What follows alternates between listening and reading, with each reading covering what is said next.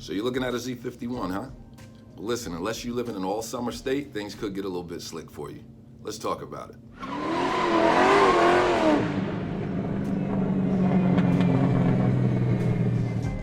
What's going on, YouTube? It's your man Griff, and you know what it is. Listen, I'm driving this week, so hop in the passenger seat.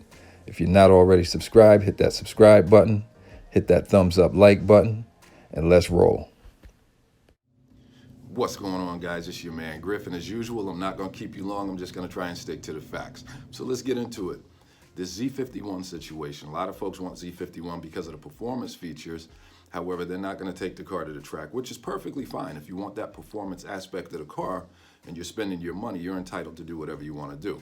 But my issue this week, and it's not necessarily an issue, it's just a talk point, I want to get into these tires. Now listen, for a lot of folks, the Z51 is a popular option. In fact, it's the most popular option of the C8 Corvette. Most people are buying Z51 in comparison to, some of the other specs. But I suspect that a lot of those cars are in summer-only months, right? Down in Florida, there's a lot of them down in Florida. Every time you go in Florida, there's a C8 on every corner, okay? Now listen, for us Northeast guys, right, that live in the Northeast where we have seasons, or even Midwest folks where you have some of that seasonal weather, Z51 sounds cool, but it might not be the perfect option for you, okay? There's other ways that you can spec that car out to get the performance features that you're looking for, especially if you're not gonna track the car, right? So, let's get into it. So let's talk about the tires themselves, okay? They offer two different types of tires on that car, all right? One of the tires is, basically it's the Michelin Pilot 4S. So let's just get into it and talk about the spec on that tire. Well, not necessarily spec, guys, but let's talk about the benefits of that particular tire, okay? You've got the Michelin Pilot All Season 4, okay? It performs in wet and dry conditions, moderate tread depths, okay? It's got a longer tread life. It's acceptable performance in light winter conditions and capable of providing traction in the winter.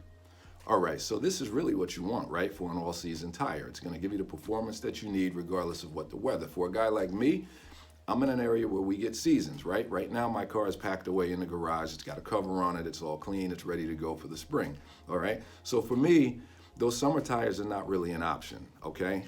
It's only an option if I do one thing, which I'll get to a little bit later in the video. But for me, it wasn't really an option, okay? Now let's take a look at the 4S, the actual summer tire. Okay, so Michelin Pilot 4S, okay? It's got improved speed and agility. It increases cornering and braking capabilities. There's less grooving. It's got a maximum road handling performance, and it's got better performance in wet driving conditions, all right? So listen, those are your two tire types that are gonna come on the car. So now let's just go down the list and look at the actual, comparison between the two. So let's take a look. So as you can see on the left, we've got the Pilot Sport All Season, okay? So the availability is standard on the 1LT, the 2LT, and the 3LT.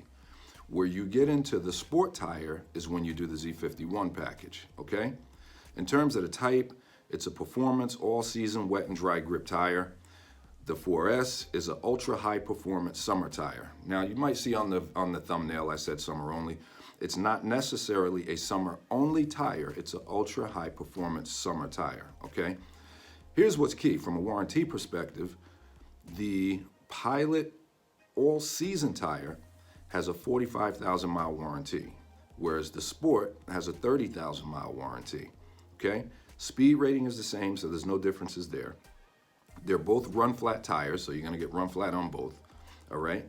Here's where some moderate differences are, but nothing crazy.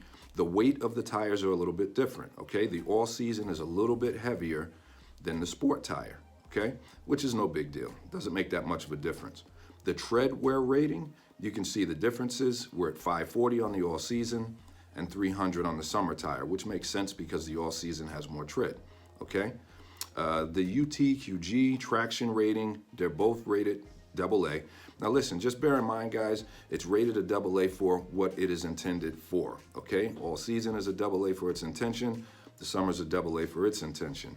And then you've got the temperature rating, which again, it's rated at an A for both of those, and those are both based on their specific driving conditions of that tire and how they're made up, all right?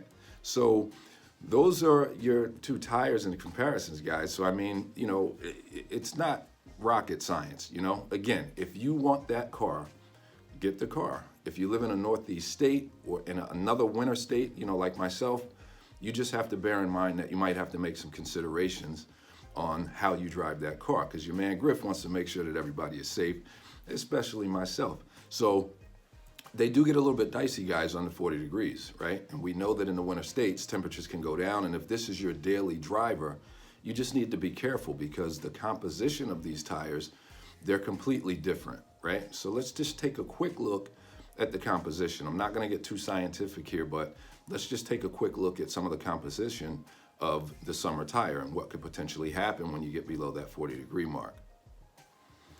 All right, so the summer tires, right, in terms of composition, the summer tires are crafted with synthetic rubber in the material base. Synthetic rubber is a softer rubber which affords better contact with the road in temperatures above 45 degrees Fahrenheit. However, the increased synthetic rubber composition of summer tires causes them to harden in cold winter driving. So the point there, guys, is you need to be careful with these tires. Excuse me, voice is a little groggy. But you need to be careful with those tires, guys, because, you know, again, in certain temperatures, that summer tire, it's going to react a little bit differently, all right? And if you're coming off of a summer and you're going into a winter and you think you're going to punch it going around that turn like you normally do in the summer, the car's not going to react the same, all right? Even some of the braking, when you're sliding, when the roads are a certain, certain temperature, even your braking and slowing down could be a little bit tricky. So my recommendation is, you know what I mean, I'm old school. Your man Griff had all kinds of wheels on every car that he ever had, right? Back then it was chrome. Anything chrome, your man Griff had it. Now you couldn't get me to put a set of chrome wheels on my car. Just don't like them anymore. And maybe I've dealt with enough Northeast conditions to realize that chrome is just not for me, right? Once they start to salt the streets, the chrome would eat and pit, the chrome would eat and pit. The salt would eat and pit the chrome, and then these things were pretty much destroyed. You'd have to get rid of them and get a whole nother set of wheels, okay? So again, I'm familiar with the process of swapping out wheels. So if anybody really lives in a cold weather state where you have different temperatures and you just have to have that Z51, the option would be to swap the tires out, swap the rims and tires out. Now, a lot of folks are gonna say, oh, it's a pain, it's arduous, Griff, we don't wanna break down the tire and the rim every single time. That's not what I'm talking about, guys. What I would do for all of my cars in the past, I would get a winter set of wheels, and for me, fortunately, I had factory wheels that came on the car. The Corvette comes with the set that you select when you build it. But fortunately for your man Griff, I would take the factory wheels off the car, I'd put them in the garage, and then I'd do my aftermarket thing. And when the winter months came, I would just rotate them on, rotate the tires on and off. It was no big deal, it was easy. They were already mounted and balanced. They already had tire sensors. So my recommendation for you guys that are pondering or considering whether or not to go Z51 with those tires, you know, because I really want the car, but I'm in, you know, a state that has winter and I don't want to run into any problems, your option would be to get another set, all right? Now you can go online, check right down here, I'll pop it up on the screen. You guys can go online and actually find a set of tires and wheels for somewhere around $1,500 online. Because you have a lot of folks that live in summer states that they take those wheels off, the factory wheels that came with the car, and they go aftermarket, and then the wheels are just sitting. They're in all summer state, they don't need them. So they post those wheels up, they just want to get rid of them. So the option would be to go online and see if you can find something like that. And if it works for you, it works for you. Now, ideally, it would be great if GM just allowed us to select, right? But again, your man Griff, a little bit of intellect, we get it, right? The idea is that I spec that car, it's a performance car, it's built and made for the track. Now, if I start letting the consumer choose an all-season tire, it takes away from the performance spec of the car on the track, because the tire now is not intended for track use, okay? So I'm guessing that's why they don't allow you to do it, right? They don't want any liability, okay? Which they can probably legally make some statements, but again, they don't want folks putting a tire that's not intended for the track on the car when they've already spec'd it as a performance car for the track, okay? So listen, it's your man Griff. Like I said, I'm gonna try to keep it short and concise, not gonna keep you guys. Until next Sunday, peace.